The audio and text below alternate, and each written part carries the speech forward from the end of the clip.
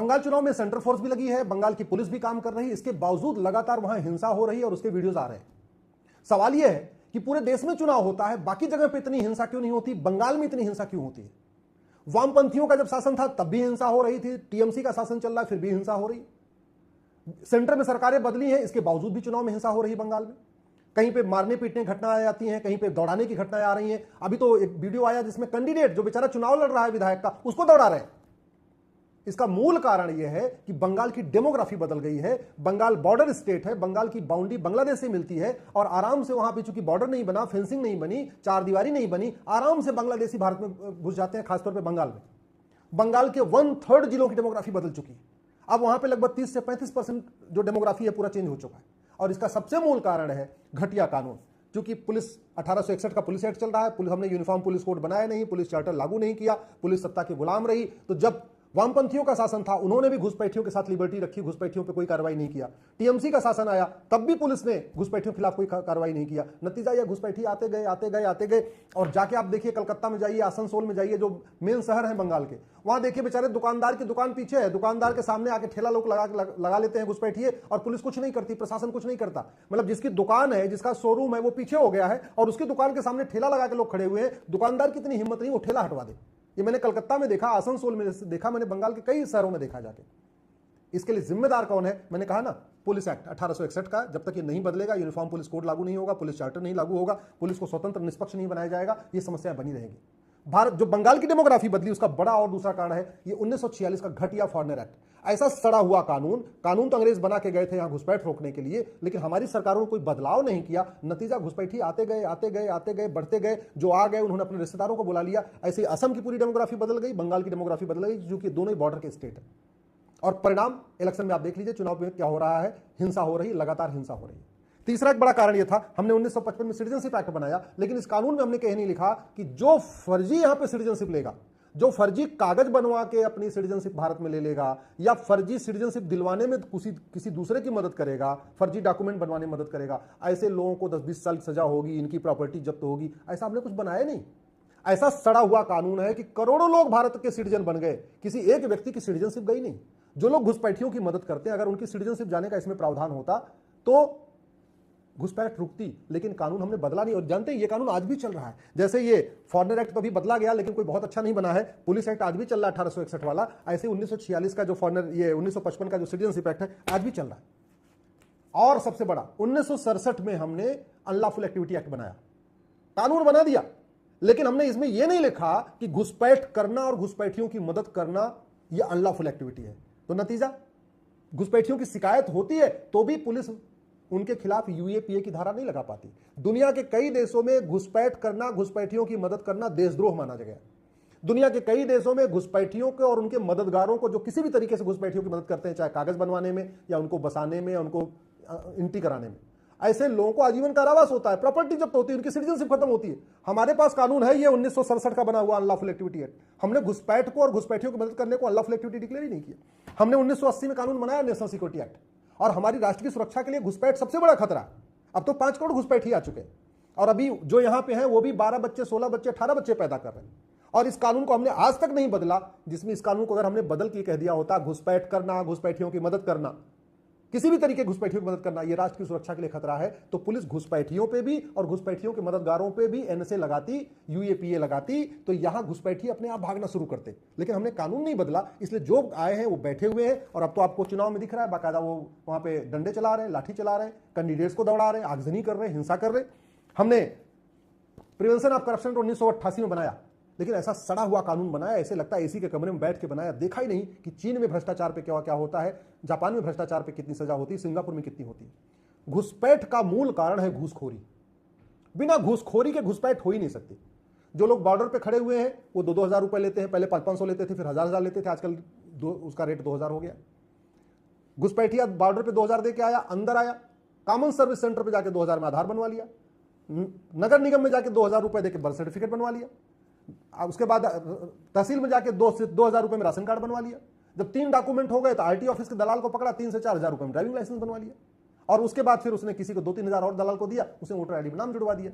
अब ये जो 5 करोड़ घुसपैठिए हैं, इसमें आधे से ज्यादा यानी 2.5 करोड़ से ज्यादा 4-4, 5-5 डॉक्यूमेंट बनवा चुके हैं। बनवाने के बाद वोटर आईडी में नाम भी जुड़वा लिए हैं। हालांकि एसआईआर में उनका काफी नाम कटा है, लेकिन अभी 100% नहीं कट पाया है, उसमें अभी भी कुछ काटना बाकी है। और ये इसका मूल कारण है भ्रष्टाचार। चीन में भ्रष्टाचारियों को फांसी होती है। हमारे पास 5000 सांसद विधायक हैं, किसी ने नहीं कहा संसद विधानसभा में कि घुसपैठियों को और घूसखोरों को और घुसपैठियों के मददगारों की प्रॉपर्टी जब्त होनी चाहिए, नागरिकता खत्म होनी चाहिए और चीन के तरीके उनको उठा के फांसी दे देना चाहिए। जब आवाज नहीं उठाएंगे संसद विधानसभा में, फिर कानून कैसे बदलेगा? फिर सड़ा हुआ कानून जो चल रहा था, कोई नेहरू जी के समय वाला कानून है, कोई इंदिरा जी के समय वाला कानून है, कोई राजीव गांधी जी के समय वाला कानून है, वो सारे कानून चलते जा रहे, कानून में कोई बदलाव ही नहीं हुआ। ऐसे ही हमने आधार एक्ट बनाया 2016 में।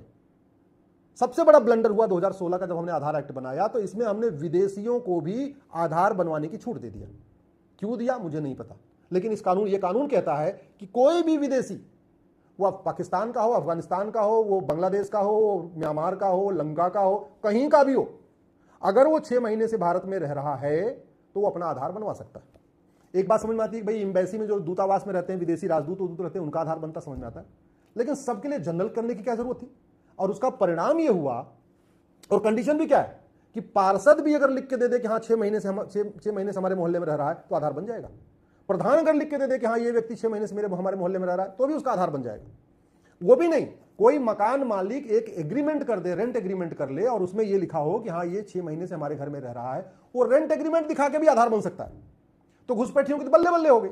अब तो घुसपैठियों को मजे आ गए, कानून खुद ही कह रहा भैया तुम 6 महीने से रह रहे हो तो आधार बनवा लो। तो जितने घुसपैठी हैं, जिस भी मोहल्ले में है, जिस भी एरिया में रहते हैं, वहां उन्होंने पार्षद को सेट कर लिया, प्रधान को सेट कर लिया, 2-2 हजार रुपए दिए पार्षद प्रधान को और चिट्ठी में लिखवा लिया और लिखवा के आधार बनवा लिया। और जब एक डॉक्यूमेंट हो गया तो एक डॉक्यूमेंट से 2 डॉक्यूमेंट से 3 डॉक्यूमेंट से 4, आधार से राशन कार्ड से बर्थ सर्टिफिकेट से ड्राइविंग लाइसेंस का 4-5 डॉक्यूमेंट हो गया तो वोटर आईडी में नाम।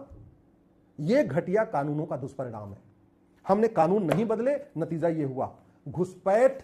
हमने बीएनएस बनाया, लेकिन एक भी इसमें chapter offence relating to infiltration नहीं डाला। धार्मिक भावना आहत हो जाए उससे निपटने के लिए ऑफेंस रिलेटिंग टू रिलीजन है, लेकिन जहां राष्ट्र की सुरक्षा के लिए खतरा है, हमारी एकता अखंडता के लिए खतरा है, हमारी स्वतंत्रता के लिए इतना बड़ा खतरा हो चुका है, 5 करोड़ घुसपैठी आके बैठे हुए हैं, हमने बीएनएस में एक chapter offence relating to infiltration जोड़ा ही नहीं। ऑर्गेनाइज क्राइम की धारा है इसमें, सेक्शन 111, उसमें चोरी, लूट, झपटमारी भी ऑर्गेनाइज क्राइम है, लेकिन घुसपैठ करना और घुसपैठियों की मदद करना ये ऑर्गेनाइज क्राइम नहीं है। सेक्शन 111 में अगर हमने इन्फिल्ट्रेशन को शामिल कर लिया होता तो कम से कम घुसपैठियों को और उनके मददगारों के खिलाफ सेक्शन 111 लगना शुरू हो जाता। सेक्शन 113 एक्ट ऑफ टेररिज्म है और घुसपैठियों की मदद करना यह आतंकवाद से भी बड़ा खतरा, लेकिन हमने सेक्शन 113 में डाला नहीं। ये जो घुसपैठियां हैं हमारी संप्रभुता के लिए खतरा है, हमारी एकता अखंडता के लिए खतरा है, लेकिन सेक्शन 147 जो वेजिंग वॉर है उसमें घुसपैठियों की मदद करने को हमने वेजिंग वॉर लिखा नहीं। हमने घुसपैठियों की मदद करने को अपनी संप्रभुता के लिए खतरा लिखा नहीं। तो नतीजा हुआ कि न बीएनएस की सेक्शन 111 घुसपैठियों के मददगारों पे लग रही है, न बीएनएस का सेक्शन 113 घुसपैठियों के मददगारों पे लग रहा है, न सेक्शन 147 लग रहा है घुसपैठियों के मददगारों पे, न सेक्शन 152 लग रहा है घुसपैठियों के मददगारों पे। और बाकी तो छोड़ो, हमने भारतीय साक्ष्य अधिनियम बनाया जो 1872 वाला एविडेंस एक्ट था, उसकी जगह ये नया बनाया। इसमें हमने नार्को पॉलीग्राफ मैपिंग की व्यवस्था नहीं की। अब घुसपैठियों के खिलाफ कौन इतनी गवाही देगा? कौन जाएगा 10 साल 20 साल तक तारीख पे तारीख जा जाके वहां खड़ा होता रहेगा और वहां गवाही देता रहेगा? तो घुसपैठी सबूत के अभाव में छूट जा रहे। और वैसे भी कोई घुसपैठ करता है तो पूरा ढोल बजा के मजीरा बजा के सबको चिल्ला थोड़ी कहता मैं घुसपैठिया हूं। तो बेचारे पुलिस वाले पकड़ भी लेते हैं घुसपैठियों को, कोई गवाही देने के लिए तैयार नहीं होता। बोले भैया हमारे पास टाइम नहीं, हमें तो अपना काम धंधा करना, हमें तो नौकरी में रहना, हम काहे लिए अपना टाइम खराब करें? कोई इसकी किसी के पास इतना टाइम नहीं। हाँ, किसी के घर में हत्या हो जाए, बलात्कार हो जाए, कुछ और हो जाए, तब तो आदमी रिश्तेदार नातेदार को इकट्ठा करके करता है कि हाँ भाई चलो काम करो, गवाही देते हैं। लेकिन ऐसे केस में खाली पड़ी कौन किसको पड़ा हुआ है कि हाँ भैया फलाने वाले पार्क में घुसपैठिए रहते हैं, चलो उनके खिलाफ गवाही देते हैं, कोई जाने के लिए तैयार नहीं। तो नतीजा क्या है? पुलिस जल्दी गिरफ्तार नहीं करती, गिरफ्तार भी कर लेती है तो बेचारी क्या करे, उनके खिलाफ कोई गवाही नहीं देने आता है, तो पुलिस भी अपनी जान बचाती रहती है, कौन उनसे पंगा ले। और दूसरा, चूंकि भारत के ओटजीवी, नोटजीवी, सत्ताजीवी घुसपैठियों की मदद करते हैं और पुलिस स्वतंत्र नहीं है, पुलिस निष्पक्ष नहीं है, तो जहां शासन घुसपैठियों के समर्थन में, वहां पुलिस चाह के भी कुछ नहीं कर पाती। बंगाल में घुसपैठियों की यह हालत है। पहले वामपंथियों का उनको संरक्षण प्राप्त था, तो जब तक वामपंथियों का शासन था पुलिस चाह के भी कुछ नहीं कर पाई। उसके बाद दीदी का शासन आया, वो भी घुसपैठियों के प्रति बड़ी वो लीनियन रही, तो पुलिस वहां भी कुछ नहीं कर पाई। जब तक ये नियम कानून नहीं बदलेगा तब तक भारत घुसपैठ मुक्त नहीं होगा। अब मैं गारंटी के साथ कहता हूं, ये जो 5 करोड़ घुसपैठिए हैं ये 1 साल के अंदर भारत छोड़ के भाग जाएंगे। केवल इतना काम कर दिया जाए, बीएनएस में एक चैप्टर जोड़ दिया जाए ऑफेंस रिलेटिंग टू इन्फिल्ट्रेशन, और घुसपैठियों और उनके मददगारों की 100% प्रॉपर्टी जब्त करने, इनकी सिटीजनशिप खत्म करने और इनको साल भर के अंदर आजीवन कारावास की सजा देने के लिए हम प्रावधान कर दें। हर जिले में एक स्पेशल कोर्ट बना दें घुसपैठियों के लिए कि इनका मुकदमा साल भर के अंदर डिसाइड करना ही करना। ये भाग जाएंगे। ये जो घुसपैठियों के मददगार यहां बैठे हैं, चाहे वो बाबू हों, चाहे वो अधिकारी हों, चाहे कर्मचारी हों, चाहे वो पार्षद हो, प्रधान है, ये खुद ही घुसपैठियों को ढूंढ ढूंढ के उनको भगाएंगे। भैया तू भाग जा, तेरे चक्कर में हम फंस जाएंगे।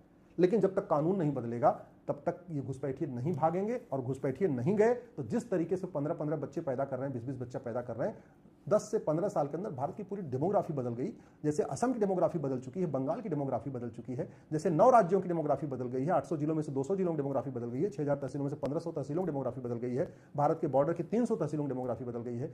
ऐसे आने वाले टाइम में यूपी की डेमोग्राफी बदलेगी, मध्य प्रदेश की भी बदलेगी, जयपुर की भी बदलेगी, आपके चंडीगढ़ की भी बदलेगी, भीलवाड़ा की भी बदलेगी, मुंबई की तो काफी बदल चुकी है। ये खतरा हमारे लिए बहुत बड़ा है, इसलिए नियम कानून को बदलना बहुत जरूरी है।